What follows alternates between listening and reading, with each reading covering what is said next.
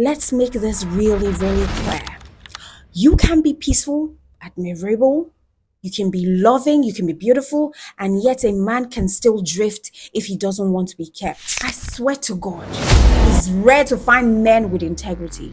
See, the moral architecture of a man, it is not something you can put your finger on. You can't measure it with what he says or even with what he does when everyone is watching. No, it is the quiet moments, the ones nobody sees, the ones when temptation is standing right in front of him, his joystick bulging through his pant, throbbing, and nobody is there to see him remove it for a strange woman to see or hold. That's when the real man shows up. Stop trying to keep men who don't want to be kept. Stop exhausting your love, your peace, your energy on men who aren't aligned with loyalty from the inside. Stop hoping that admiration, beauty, or comfort will force a man to stay, because a man will not stay if he doesn't want to stay. Instead, focus your energy where it matters, on yourself, on your worth, on your growth, and on being the kind of woman who knows what she deserves, and what she deserves will come to her naturally without force. Men can have sex with some other woman outside, but they don't betray where their soul feels seen. Being a good woman, no matter how much effort you pour in, can barely keep a man. The only thing that can keep a man faithful, the core unshakable truth, is that the one thing that can make a man stay faithful to a woman for the rest of his life, what can that be? Let me tell you what it is at the rawest and truest level. The one thing that can keep a man faithful to a woman for life is emotional peace tied to admiration. Listen, when a man feels peace in your presence, no drama, no conspiracy, no comparison, no manipulation, he oftentimes feels safe in his soul. But notice and know peace, that peace alone isn't enough. You know why? Because men don't just stay where they're comfortable, they stay where they feel admired. And this is true because admiration to a man is like oxygen to his masculinity. So when you make a man feel both calm and capable, you become his emotional home and, his pride all at the same time. Because that combination, peace and admiration, that is what can make him stay faithful, not just in body, but in mind, fantasy, and emotion. Because here is the truth, my sisters. Men can have sex with some other woman outside, but they don't betray where their soul feels seen. And this is not me saying that we as women, we should condone, we should forget our men, or we should forgive our men if they peradventure cheat. God forbid it. Cheating is a deal breaker for me. I don't know about you. So when he cheats, leave. Because he will dump you in a blink of an eye if he found out you cheated. So no. Okay? But what I'm trying to say here is that the moment a man finds a woman who brings him peace and also makes him feel proud of who he is in her eyes, she becomes sacred to him. And he won't want to lose that, not for a night, not for a thrill, not even for another version of beauty. And listen to me, beauty is out of the picture when it comes to a man staying faithful to one woman, okay? And I know I did say that peace and admiration are the two things that can make a man stay faithful to a woman. But I also want to flip the coin real quick here, because I know a lot of peaceful women, peaceful wives who got cheated on. Now, let me make it straight. A woman can bring peace. She can admire her man. She can make his world calm and beautiful and still have a cheating partner and still be cheated on. So let's not romanticize it. In the end, it all boils down to the moral compass, the moral standing of the man, the moral architecture of who he is when no one is watching. And when I say moral architecture, I am talking about the scaffolding that holds his choices upright when you're not there. Not his upbringing, not his religion, not fear of being caught, but that quiet line that he draws inside himself that says, even if no one finds out, I won't cross this line. It is that inner law that he writes for himself, the one that whispers, I made a vow to this woman, I won't betray it. Because at the end of the day, faithfulness is not about the environment you create for him. It's about the respect that he has for you and the reverence he has for the bond, especially when you're not there in times of temptation. A man who truly sees you, who sees your soul as tied to his, can't lie with another woman comfortably. Even in a moment of temptation, something in him will pull him back. His body might be willing, but his conscience won't let him go through with it. Because there is a nudge inside of him saying, no, this is not right. That's conscience. That's the compass. It's not peace that keeps him faithful. Peace only makes it easier. And it's not admiration that holds him. Admiration only reminds him why he chose you in the first place. What truly keeps him is his conscience, the moral compass inside him, tilted towards integrity instead of indifference. Men who cheat don't really love their wives. You see, when we talk about the moral architecture of a man, we're talking about something that isn't built overnight. If he doesn't have it, he doesn't have it. And that's why you must enter into a relationship with your two naked eyes open and not be blind to what your man's makeup is. Can you trust him with your eyes closed? Listen, your man's moral architecture is basically the silent framework of his soul, the unseen bones of his character. It is a thing that holds him together when his desires want to pull him apart. And listen, your man's moral compass isn't just tested in public, it should be tested in private. Can you leave your best friend with him and go and buy something from the grocery store and he wouldn't hit on her? Or he wouldn't fall for her when she tries to tempt him. And he comes to tell you exactly what happens. Because the true test of your man's integrity is when no one is watching, when there are no consequences in sight, when he can get away with it, but he still puts his dingaling in between his legs, even if it is rock solid, and he flees or resists. Not just for him, but for you and the sanctity of his vow to you. Now that's when you meet the real man. Because it is easy to perform goodness when eyes are on you. But the real test of a man is what he does when the stage is empty, when the room is empty, and there are no applause coming in. So how well do you know your man? How well can you trust him in your absence? See, some men's moral architecture is weak. Some are built from borrowed belief, shaped by religion that they truly do not even understand or fear, or they are even shaped from fear that they outgrew. His belief system might look sturdy, but one temptation, one opportunity, and it crumbles. But a man whose conscience is alive, that one, even when the room is dark and he knows that no one would ever know, he will still feel eyes on him. Not the eyes of the world, but the eyes of his own soul. And that's integrity. When a man is internally watched by himself, not by anyone, that's integrity. When a man is internally watched by himself, it's when he feels accountable to something higher than desire. You can't teach that into a man. You can inspire it, you can awaken it, but if it is not alive in him, you can't breathe it into being.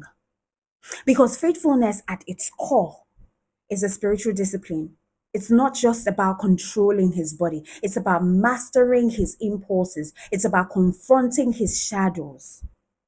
It's about honoring the woman who trusts him to be faithful to the vow and the sanctity of their relationship. See, a man's conscience is his internal security system. If you're dating a man who doesn't have a conscience, sorry, you're good as you're good as nothing. Because he will not see you. He will not even think of you when he's tempted. He will dive into it. Damn the consequences. So that's his internal security system. If it's active, it alarms him when he's drifting. But if it is dead, he can betray you and sleep soundly. He can hold you and smile at you and still have someone else's perfume on his conscience. So when you're choosing a man, don't just ask, is he sweet or does he love me? Those are not the important question. Ask, what does his conscience sound like? Does he have that internal boundary, that place inside him that whispers no, even when no one is around to enforce it? Because when a man's conscience is alive, you don't need to police him. He polices himself. His integrity becomes your peace. I swear to God. And that kind of partnership is what I dig for because it is gold. It is rare. It's rare to find men with integrity. See, the moral architecture of a man, it is not something you can put your finger on. You can't measure it with what he says or even with what he does when everyone is watching. No, it is the quiet moments, the the ones nobody sees, the ones when temptation is standing right in front of him, his joystick bulging through his pant, throbbing, and nobody is there to see him remove it for a strange woman to see or hold. That's when the real man shows up. And it all starts with his foundation, the way he grew up, the examples he had growing up. Some men, they grew up seeing truth bent. They grew up seeing promises broken. They grew up seeing love as conditional. And unless they unlearn that, unless they fight to reshape it, it becomes the scaffolding of their choices. There are also men who pain taught them empathy. But then again, it depends on what they decide to carry forward. Then you talk about their models. The model he had, who he watched, who he admired, who he decided to be with.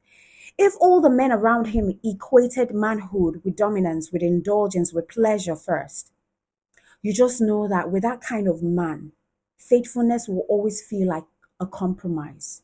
But if he has examples who showed him strength is in discipline, in keeping his word, in valuing those he loves, that starts shaping him from the inside out. And he will not find it difficult to resist temptation. And even if he falls, it will be hard for him to play smart with you. You will know something is wrong because his conscience will judge him really hard. And you know, a lot of us grew up without love, without knowing what love truly feels like. So bringing love into the equation, let's just understand that love reshapes the architecture of a man like nothing else can. Real love, not ego love, not convenience love. Real love confronts the cracks.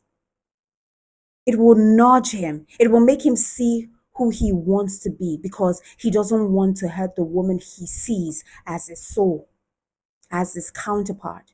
So bottom line, love just awakens conscience. It demands integrity. Because at the end of the day, that's what keeps a man faithful. Not necessarily the peace that you bring or admiration, not even beauty or intelligence. Those things just decorate it. They make it easier. They make it pleasant.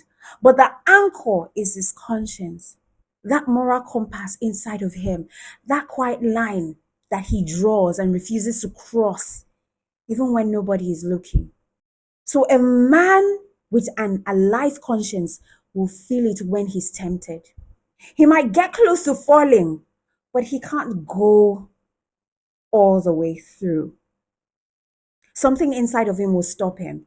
It will whisper no. It will remind him of the vow that he made. It will remind him of the woman he loves. And that is what separates the fleeting, the opportunistic, from the ones who can stay true, who can commit their bodies, their minds, their hearts for life. Now, here's the thing, right? We as women, we shouldn't have to guess blindly because we can feel it, we can see it, if we know where to look. So understand that it is in the little things, the way he treats you when no one is around, the way he speaks about other women, even in passing, the way that he handles temptation, even before it becomes obvious. Does he flirt carelessly or does he pull back instinctively? That's conscience. That's the internal boundary at work. So if you want to know a man who would stay faithful to you for the rest of his life, it's just in how he speaks about promises, even the small ones. It's about his integrity. It's about making his word his bond. Does he keep them? Or does he shrug them off as if they mean nothing? A man with conscience, a man with an alive conscience, takes his word seriously. His word is his bond. And he doesn't cheat not because he's afraid of being caught, but because he knows himself too well to betray. And you will notice it in the way that he reacts to your boundaries. Some men see boundaries as wall to push against. You tell them no, they think that you're saying yes. And so they push against it. But there are others who see boundaries as sacred lines drawn, not just, to limit them, but to honor the trust between you. So the ones with active conscience respect your boundaries without argument. They understand that loyalty is a choice. It's a choice that they make every day, consciously and intentionally. Even in a moment of weakness, maybe a woman crosses his path. Maybe an opportunity presents itself. There is that inner nudge, that quiet voice in his head that says, I cannot do this. I will not. Not to her, not to this woman. That's the energy of a man who is determined not to cheat. Not because it comes easy to him, but because he knows his conscience can't take it and face you. That's why some men, even when tempted, they feel discomfort, they feel hesitation.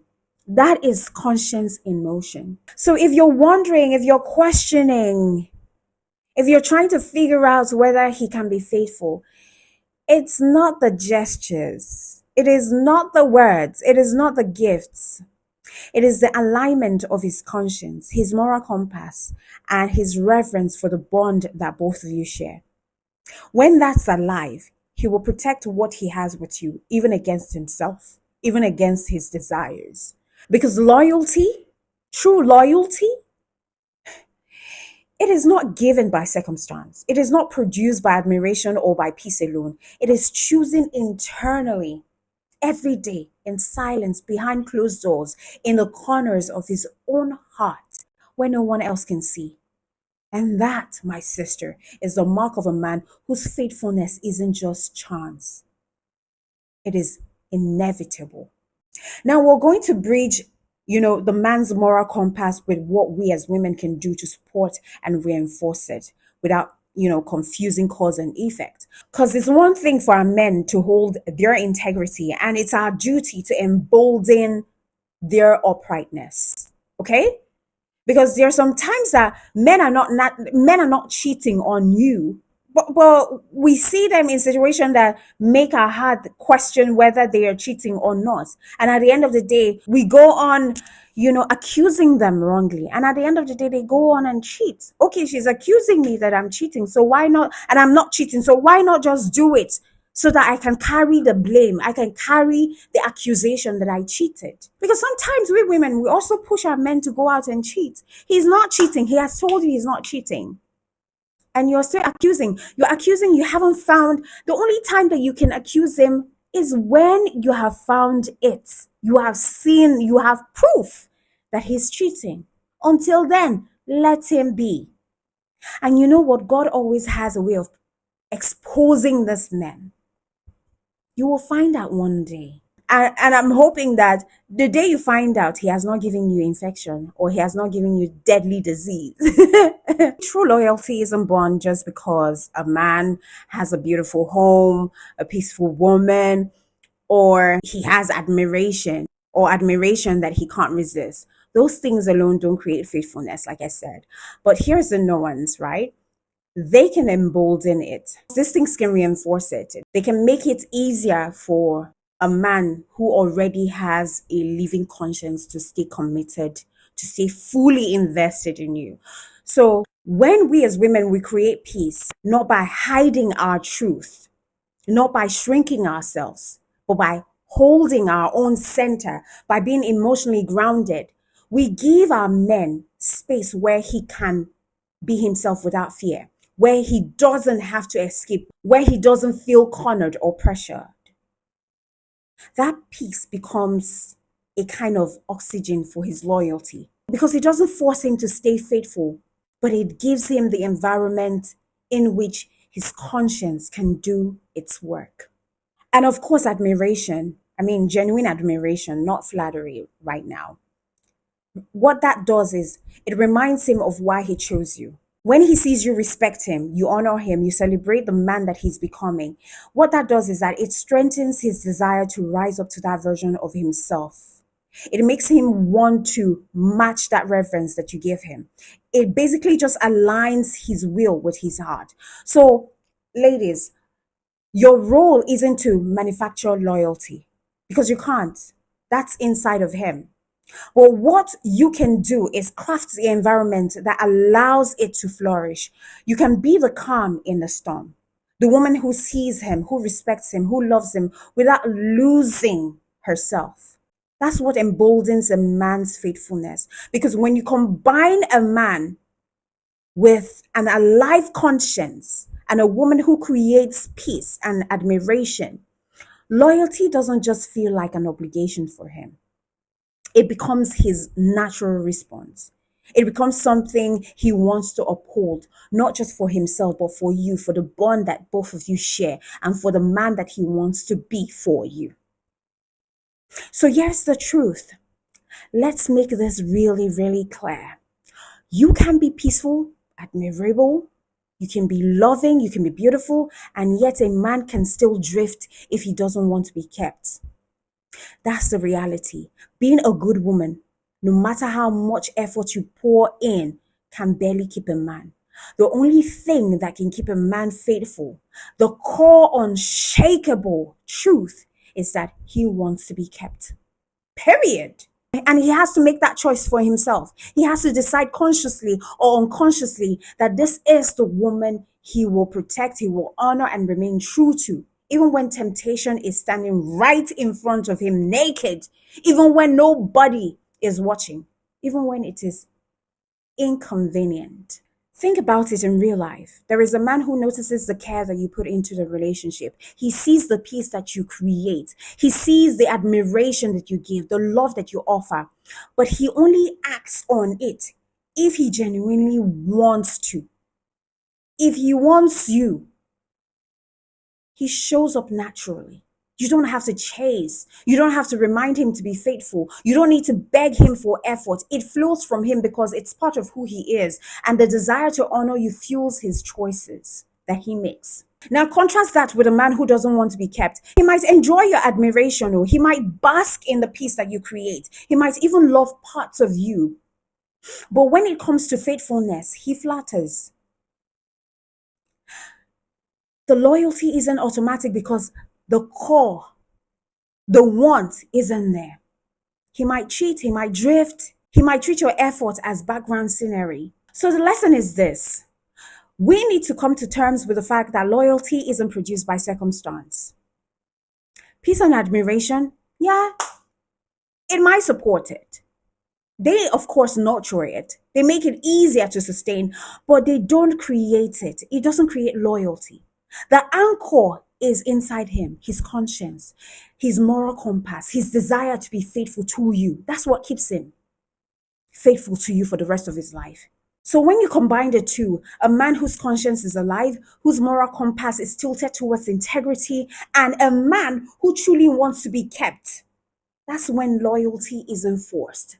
It is natural. It becomes natural. It becomes inevitable.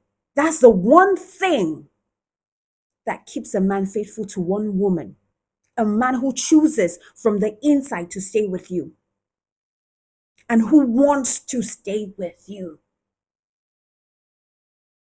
Now, let me leave you with this, and I want you to really hear it, because this is the kind of truth most women overlook when they chase loyalty or try to manufacture faithfulness. You cannot make a man faithful. You cannot beg a man or persuade him or manipulate him or control his heart to be faithful to you. You can create peace, you can admire, you can respect him and love him. And those things are very important, yes, but they are not the anchor of his loyalty. They are just merely the environment in which loyalty can grow. If he doesn't have loyalty for you, it can never make it grow. The only thing that truly keeps a man faithful is a man who wants to be kept. That desire, that inner choice comes from him alone. It comes from his conscience, his moral compass, his integrity, his personal decision to honor the woman he loves. And you can recognize it, you can feel it. Yes, you can feel it. A man who wants you will show up naturally without you having to remind him. A man who doesn't want you, no matter how good you are, no matter how much you love him deeply, will always test, will always drift, will always disappear. So here is the advice, and this is crucial. Stop trying to keep men who don't want to be kept. Stop exhausting your love, your peace, your energy on men who aren't aligned with loyalty from the inside. Stop hoping that admiration, beauty, or comfort will force a man to stay, because a man will not stay if he doesn't want to stay. Instead, focus your energy where it matters, on yourself, on your worth, on your growth, and on being the kind of woman who knows what she deserves, and what she deserves will come to her naturally without force. Trust your instinct, respect yourself enough to let go of the one who isn't ready to commit from the core. And when you meet a man who wants to be kept, honor him, nurture that bond, and let his faithfulness just flow naturally. Because ladies, the ultimate truth is this: you can't keep a man who doesn't want to be what? You can't keep a man who doesn't want to be kept. Who doesn't want to be kept? But a man who truly wants you will never have to be kept. He will stay not because you begged, but because he chose to stay. And that choice is everything. I'll catch you when I catch you. Do know that I love you and God loves you best. Mwah.